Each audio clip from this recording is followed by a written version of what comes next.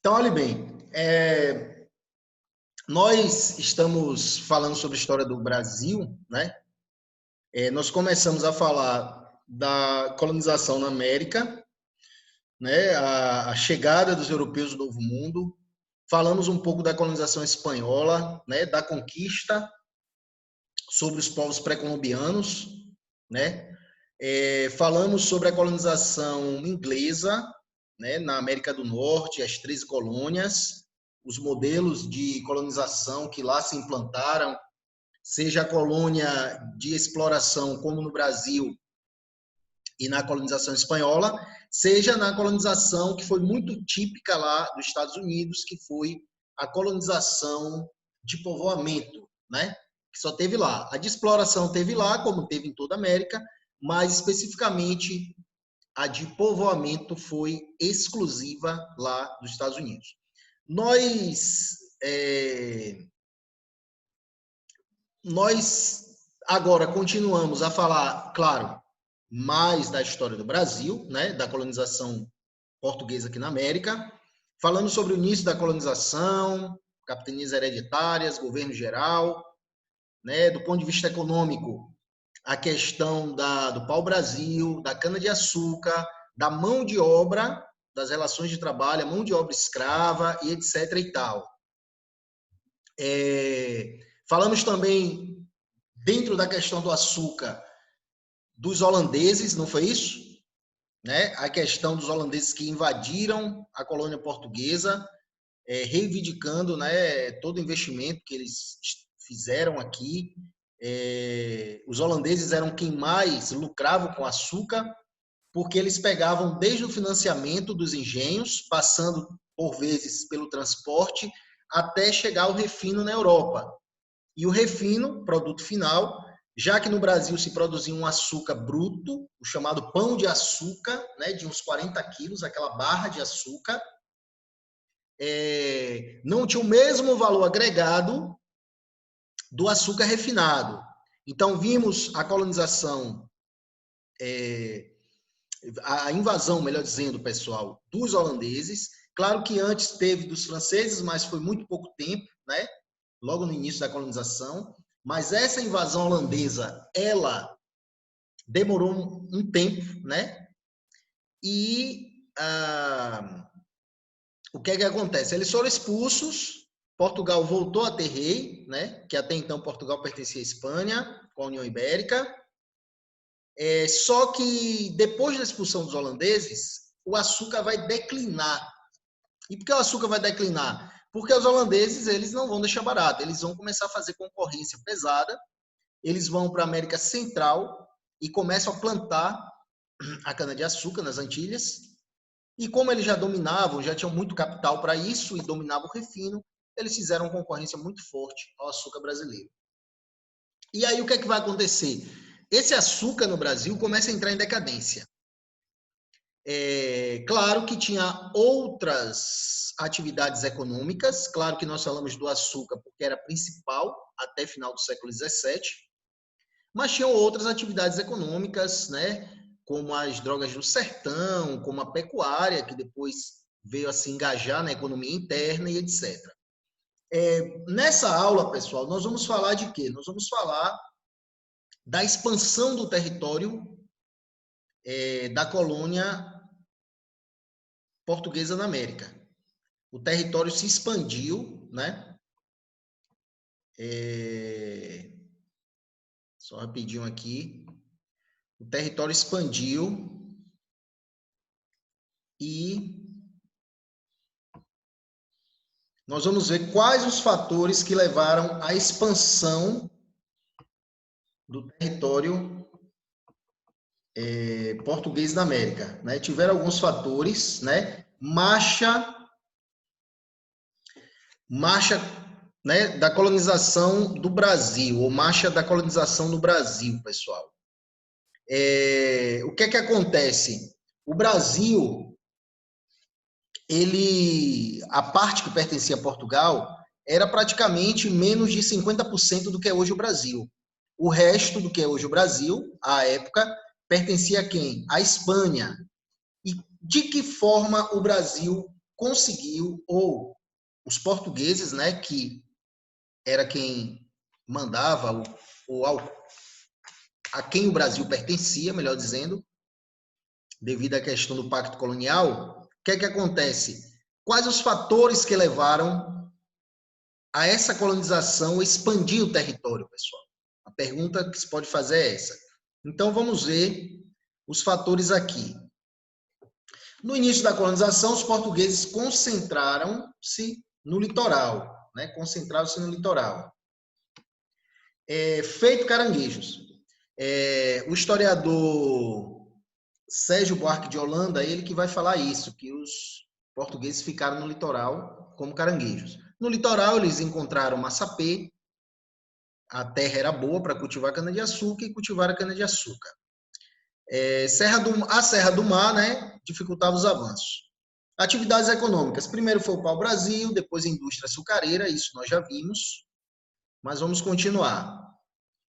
O que é que acontece aqui, pessoal? O território brasileiro, creio que vocês devem estar vendo aí no mapa, o território brasileiro, ele equivalia a essa parte aqui, ó, onde tem as capitanias hereditárias. Essa parte aqui, que compreende Nordeste, né, e uma parte do Sudeste. Todo o resto do que é hoje o Brasil pertencia à Espanha.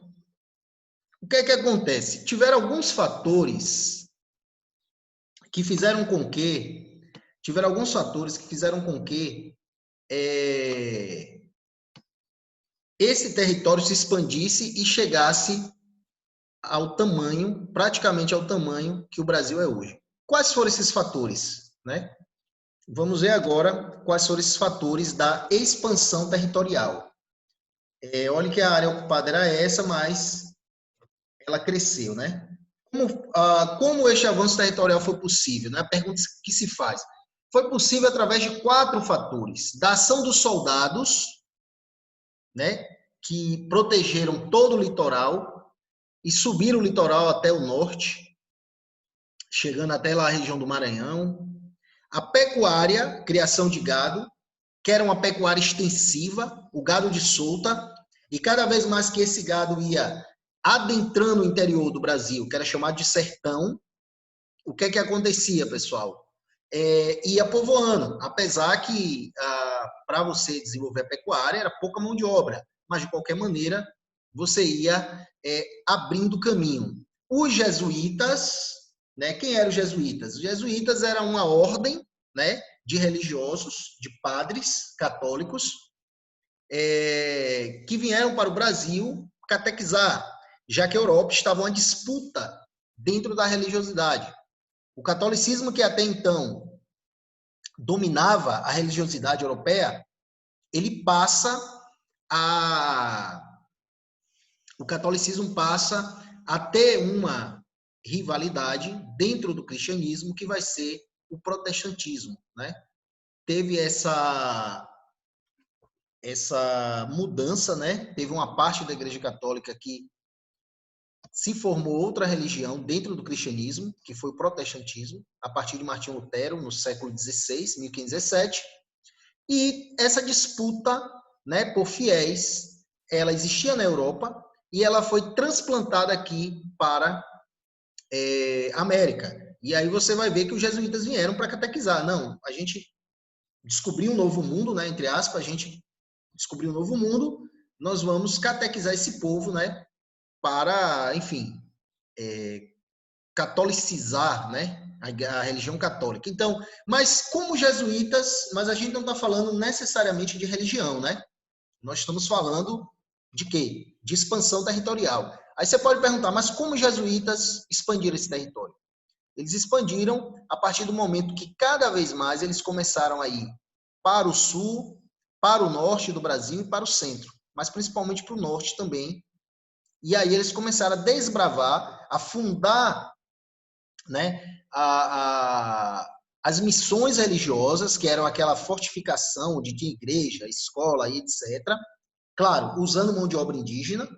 Talvez por isso eles eram contra a escravidão indígena, porque eles usavam mão de obra indígena.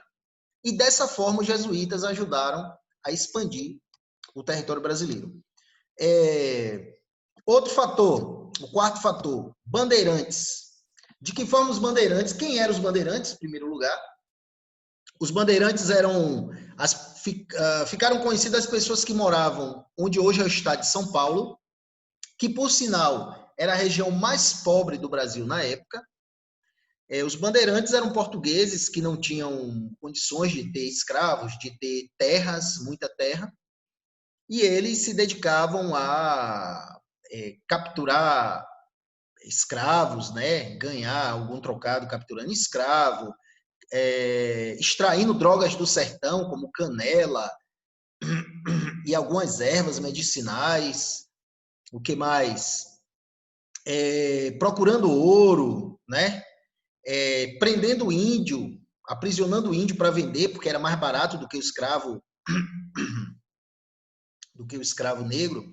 Então, assim, o que é que acontece? Como é que os bandeirantes ajudaram a expandir o território? Porque eles começaram a ir para o interior do Brasil, saindo ali de São Paulo, para capturar índio, para procurar drogas do sertão, para procurar pedras preciosas e etc. Então, isso ajudou a expandir o território, né?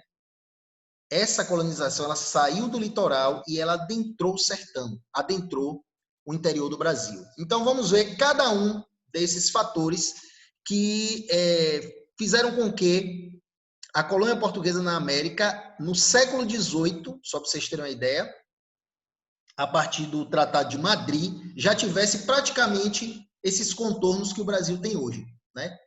No século XVIII, Portugal conseguiu expandir para mais de 50% a sua colônia aqui na América. E isso foi através, principalmente, desses fatores que eu falei aqui. A ação dos soldados, da atividade pecuária, a ação dos padres jesuítas e a ação dos bandeirantes de São Paulo. Pessoal, eu queria um feedback de vocês. Até aqui, vocês estão entendendo como essa introdução, como se deu a expansão? Alguém poderia confirmar se está entendendo tudo certinho? Quer fazer alguma pergunta? Hein, pessoal?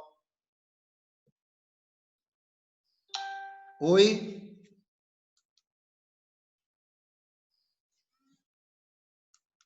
Ok. Aqui ninguém quis falar, vou continuar aqui. Soldados. Qual foi a atuação dos soldados, pessoal?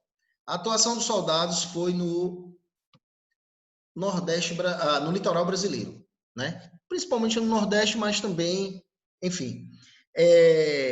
E como foi que eles foram fundando os fortes, né? Se você vem em Salvador, tem forte. Se você vai em Natal, tem forte. Se você vai, enfim, se você vai no Maranhão, tem forte. Eles foram fazendo essas fortificações. E qual era a finalidade? Combater a pirataria, né? Que tinha muita pirataria, principalmente francesa, como holandesa também. Ou seja, piratas franceses, ingleses e holandeses atacavam o litoral brasileiro para levar daqui o pau-brasil e outras riquezas. Isso desde o início, né? Quando começaram a questionar a posse da terra aqui na América, tanto por parte de Portugal quanto por parte da Espanha. Holandeses, ingleses e principalmente franceses não aceitavam, diziam, não, vocês não têm o testamento dessa terra, então nós vamos também usufruir.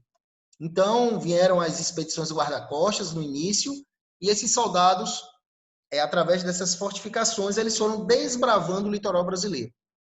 Então houve o quê? O surgimento de fortes que mais tarde deram origem a diversas capitais, como Natal, né, no Rio Grande do Norte, São Luís, dentre outras. Então, foi dessa forma que os soldados ajudaram na expansão do território. Aqui tem João Pessoa, né, o forte lá de João Pessoa. Tem o forte também de Natal, dos Reis Magos, se eu não me engano. São Luís do Maranhão, ó, outro forte. No Ceará também tem outro forte. Vocês vão perceber que cada capital vai ter um forte. E eles expandiram para subindo o Nordeste, até chegar no Maranhão, que já faz divisa lá com a região Norte. Então, essa foi a parte deles, dos soldados, né? Dessa forma, eles conseguiram ajudar a a colônia expandiu seu território. A pecuária, pessoal, como eu falei a vocês, a pecuária ela era extensiva, ou seja, soltava o gado no mato, seja aqui no Nordeste, na Caatinga, ou nos campos lá do sul do Brasil, no Rio Grande do Sul e etc. Então, o que acontece? Foi responsável pela ocupação de grandes áreas do sul do Brasil, que era uma área distante do início da colonização. Nós sabemos que a colonização ela começa no Nordeste, a partir de Salvador, e você vê que a pecuária ajudou a estender a colonização para o sul do Brasil, né? A pecuária ajudou, e o Nordeste adentrando o sertão nordestino, né? Porque no litoral você não poderia criar gado no litoral, porque o litoral só podia o quê? Cana-de-açúcar. Então, o que foi que aconteceu? As pessoas que criavam gado começaram a adentrar o litoral, né? Desculpa, o sertão, a adentrar o sertão, né? Nordestino, no caso, e ir para o sul do Brasil também. E aí povoar essas regiões, colonizar essas regiões. Nordeste, antes criavam soltos nos canaviais. O governo proíbe e com isso começaram a criar em locais cercados. Eram utilizados para mover a moenda dos engenhos e transporte de cana. Apesar que teve esse gado, que está falando aqui no slide, esse gado que foi colocado em locais cercados, havia também um gado de solta, e foi esse gado que chegou até, por exemplo, o Rio São Francisco, né? Não é à toa que o Rio São Francisco ele é chamado de Rio dos Currais, porque o gado foi adentrando o litoral, adentrando o sertão, saindo do litoral, adentrando o sertão e chegou até, né, o Rio São Francisco. No sul, com a destruição das missões no sul, os rebanhos de gado espalhou pela região. Moradores de São Paulo se deslocaram para lá em busca desse gado selvagem. As missões no sul do Brasil, teve um problema no sul do Brasil, que as missões jesuíticas que existiam lá, elas tiveram que ser expulsas porque tinham muitas missões espanholas na região que seria da colônia portuguesa. Então, muitos foram expulsos. E aí, esse gado, como lá tem os pampas, né, tem muita pradaria, muito pasto natural, esse gado se proliferou. E aí saiu o pessoal de São Paulo para ir buscar esse gado, né, para fazer principalmente charque.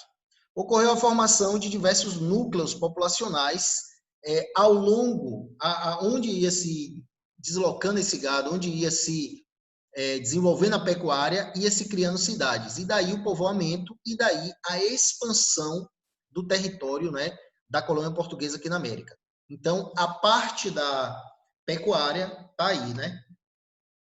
Então, aqui, pessoal, áreas, aqui vocês estão vendo, a área de cana-de-açúcar aqui no Nordeste, ó, essa parte no mapa que está em preto, né? Olha que só abrangia o litoral do Nordeste, e vocês vão ver o quanto a pecuária, essa parte aqui pontilhada, é a parte da pecuária, o quanto a pecuária ajudou a adentrar o sertão, né? O quanto a pecuária ajudou a adentrar o sertão nordestino. Enfim, isso foi um fator de expansão do território. E aí nós vamos para os jesuítas. Os jesuítas eram padres, já falei, né, da Igreja Católica, que faziam parte de uma companhia chamada Companhia Jesus, né, que veio catequizar os índios aqui no Brasil. Chegaram ao Brasil no ano de 1549, com a expedição de Tomé de Souza, né, governador-geral, responsáveis pela fundação das primeiras instituições de ensino do Brasil Colônia. Não é à toa, pessoal, que onde é hoje São Paulo, fundaram o Colégio São Paulo, onde surgiu essa megalópole que é São Paulo hoje, né? Os jesuítas fundaram o Colégio São Paulo. Eles dominaram, só a título de informação, os jesuítas dominaram a educação no Brasil até o século XVIII, né? As escolas que tinham aqui no Brasil, as poucas escolas que tiveram até o século XVIII na colônia, foram os jesuítas que fundaram.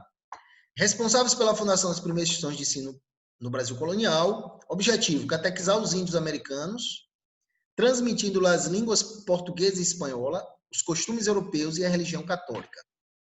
Então, eles vieram, né, e muitas vezes mataram os costumes dos índios, porque muitas vezes era proibido o índio falar a língua nativa dele. E nessa busca de catequizar os índios, eles foram adentrando o território, adentrando a área que pertencia à Espanha, por sinal, que não pertencia a Portugal, né, na famigerada divisão do Tratado de Tordesilhas. E aí eles chegaram até regiões que, do ponto de vista da divisão feita por Portugal e Espanha, que pertenciam à Espanha. Mas eles fizeram o quê? Eles chegaram até essas regiões, catequizando, fundando missões, né? Usando o trabalho indígena, é claro, fundando escolas e por aí vai. Essa foi a forma que os jesuítas fizeram. Então, aqui já tem a resposta aqui, né? Como é que eles expandiram o território? Através dos aldeamentos, né? Que eram chamadas de missões ou reduções. O índio tinha duas opções, catequização versus escravidão. Nas missões, eles trabalhavam e aprendiam a ler e escrever. Os jesuítas foram enriquecendo mais que a coroa. Por isso, em 1760, foram expulsos do Brasil pelo ministro Marquês de Pombal. Vocês viram aí como eu falei, eles enriqueceram tanto porque eles iam fundando missões, essas missões tinham escola, tinham igreja, tinha muita mão de obra indígena, e isso eles iam só agregando lucro, né? As pessoas usavam as escolas, os filhos das pessoas que tinham dinheiro usavam as escolas e etc. E isso fez com que o Marquês de Pombal, que era tipo um primeiro-ministro de Portugal na época, do rei Dom José, ele fizesse o quê? Não vou expulsar esses caras daqui, que eles já estão com muito poder. Mas os jesuítas tiveram esse papel de expandir o território, indo para a região do Amazonas, que, segundo o Tratado de Tordesilhas, pertencia à Espanha, e para o sul também, apesar que uma parte foi expulsa. Enfim, essa foi o legado, né, para a expansão do território da colônia deixado pelos jesuítas. Aqui está um exemplo de missão-redução, né? Geralmente um povoado com igreja, escola, armazém, casas, alojamento, pastos, plantações e cemitérios. Praticamente era uma cidade, né? Era tipo um distrito, vamos dizer assim, tipo um Montes Coelho da vida, né? Enfim, era tipo Samambaia. Era um lugar que tinha escola, armazém, casa, alojamento, pasto para os animais, e eles usavam a mão de obra de graça, que era a mão de obra indígena. Em troca, eles davam o quê? Ensinavam a ler e escrever, e ensinavam a religião, os costumes, a língua, né, portuguesa, enfim. Enricaram muito, e tem um dado interessante sobre essa questão dos jesuítas, que eu não podia furtar a vocês, que é o seguinte: os jesuítas, um dos fatores que fizeram com que os jesuítas fossem para bem longe, por exemplo, eles chegaram até a foz do Rio Amazonas, eles chegaram até o Rio Amazonas, até o norte. Se hoje ainda é uma região que tem uma vegetação muito densa, de difícil acesso ainda hoje, aquela região amazônica, você imagine nessa época. E os jesuítas chegaram até lá. E um dos fatores que fizeram também com que os jesuítas adentrassem o interior, o norte do Brasil, pessoal, foi o quê? Foi o seguinte: essas missões que tinham escola, armazém, tudo, índios catequizados, elas começaram a ser alvo de quem, pessoal? Elas começaram a ser alvo dos bandeirantes. Os bandeirantes, que eram esses homens que caçavam índios, procuravam pedras preciosas, procuravam drogas do sertão e etc., eles começaram a raciocinar da seguinte forma: opa, eu entro no mato, né, na selva inóspita, para procurar o quê? Para procurar índio. E, sei lá, perigoso levar uma flechada. Quando aqui do lado, nessas missões, nessas reduções, tem o quê? Tem índios mansos, né? Eles chamavam os índios já catequizado, já escolarizado pelos jesuítas. Os bandeirantes chamavam de índios mansos. Opa, vamos capturar esses índios mansos. Então, os bandeirantes começaram o quê? A entrar nas missões e a capturar o índio que estava mais fácil ali, que era aquele índio que estava trabalhando para os jesuítas, que estava ali dentro daquela localidade, né? Daquele povoado, vamos chamar assim, né? Chamado de missão. Opa, vamos lá. Por falar nisso, pessoal, falar em missão, Itapicuru, se não me engano, era uma missão. Não é à toa que o nome antigo de Itapicuru era Missão da Saúde, né? Havia uma missão jesuítica ali. Mas voltando aqui, um dos fatores que levaram os jesuítas a se distanciarem do litoral foi justamente o quê, pessoal? Foi justamente os bandeirantes começaram a invadir as missões para capturar os índios, que era muito mais fácil do que adentrar a selva, né? Com todos os seus perigos e etc e tal. Então, esse fator fez com que os jesuítas começassem a querer ficar cada vez mais longe do litoral, e por isso eles chegaram a regiões, como eu dei exemplo agora, da Amazônia, né? Muito longe do litoral, e muito inóspita, por sinal, e fundaram missões ali, catequizaram e etc. Aí está a contribuição dos jesuítas para a expansão da colônia portuguesa na América. Dia a dia de um aldeamento, missa e catequese pela manhã, né? Tinha missa, os índios tinham que ir à missa, tinham que abandonar os seus deuses, né? Tupã, Jaci, dentre outros. Missa de manhã, a missa e catequese de manhã, roça, plantações coletivas, tudo que era plantado pertencia a eles. Crianças aprendiam a ler, escrever e contar.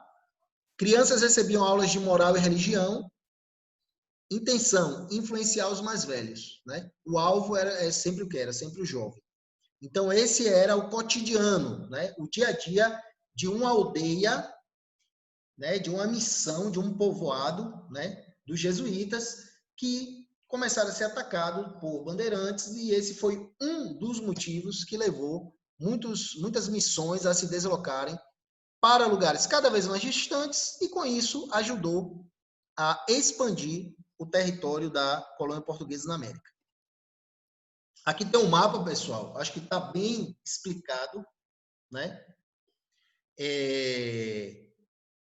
Aqui tem a área de apresamento indígena, né?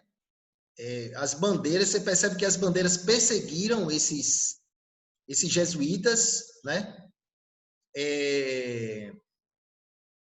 As missões começaram a ir para cada vez mais longe. Vocês vão perceber aqui no norte, essas cruzezinhas que tem aqui no mapa, essas cruzes que tem no mapa, são as missões fugindo da área de apresamento.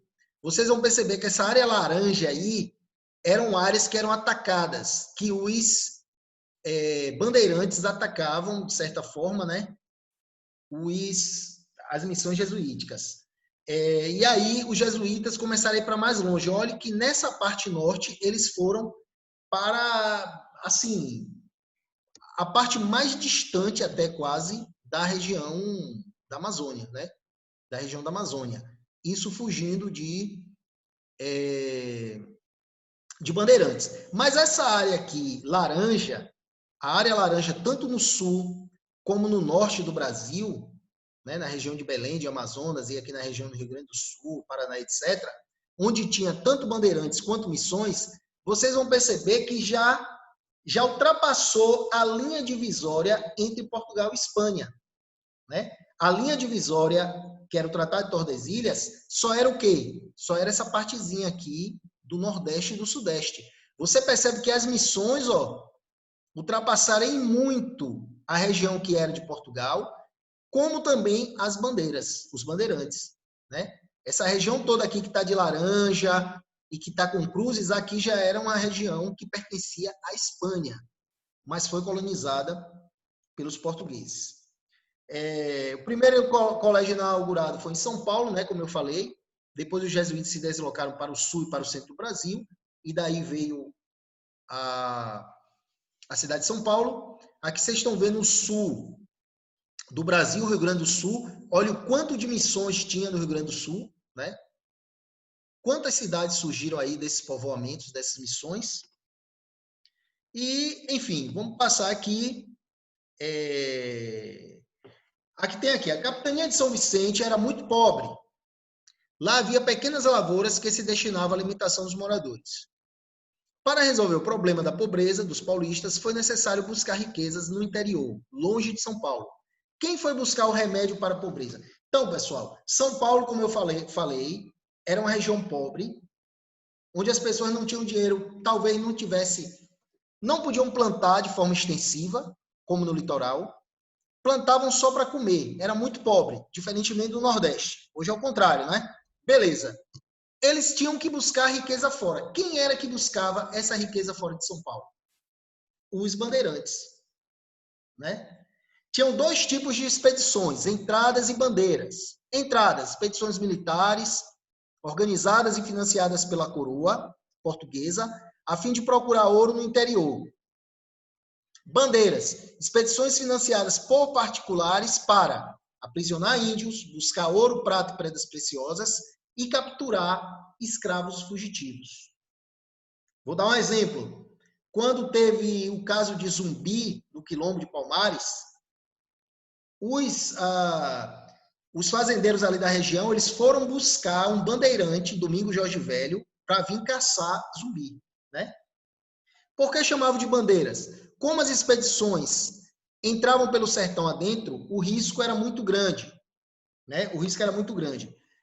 Por isso, toda bandeira levava, né? Toda expedição levava uma bandeira com a imagem de um santo protetor. Daí o nome de bandeiras. Os bandeirantes, homens valentes que saíam de São Paulo, de São Vicente de São Paulo, caminhando em direção ao interior do Brasil para capturar índios, buscar metais e pedras preciosas. Importância, com isso eles alargaram as fronteiras, destruíram as missões no sul e origem das reservas de gado.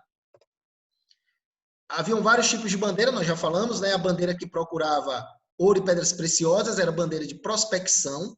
A bandeira que capturava índios era a bandeira de apresamento. E tinha o sertanismo de contrato, que era o quê? Os bandeirantes que iam lá capturar escravos fugitivos. Ok? Tipos de bandeirismo, como eu falei, apresamento de índio, sertanismo de contrato, apresamento de índio, né, para vender, porque era mais barato que o escravo negro.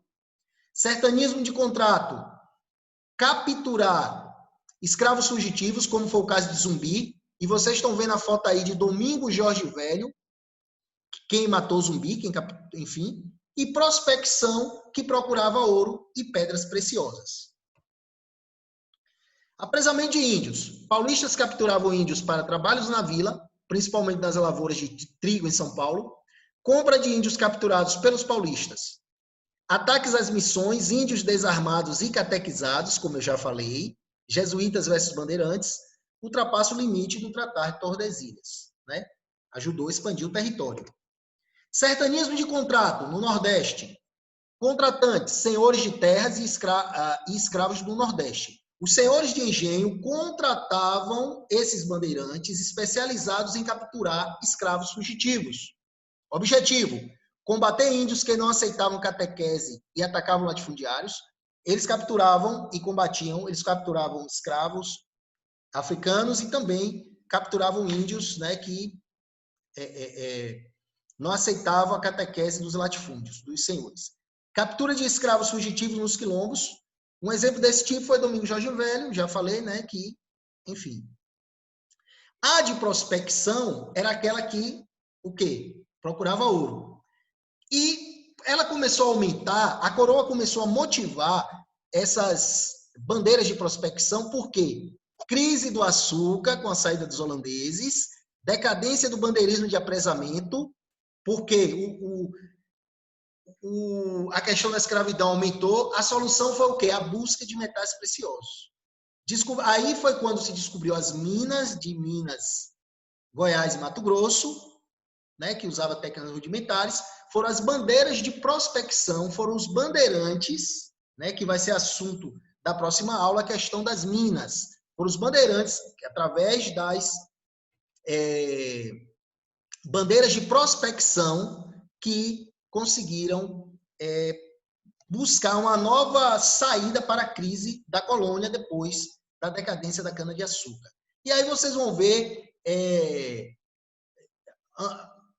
Antônio Rodrigues Arzão, que foi para a região de Minas, né?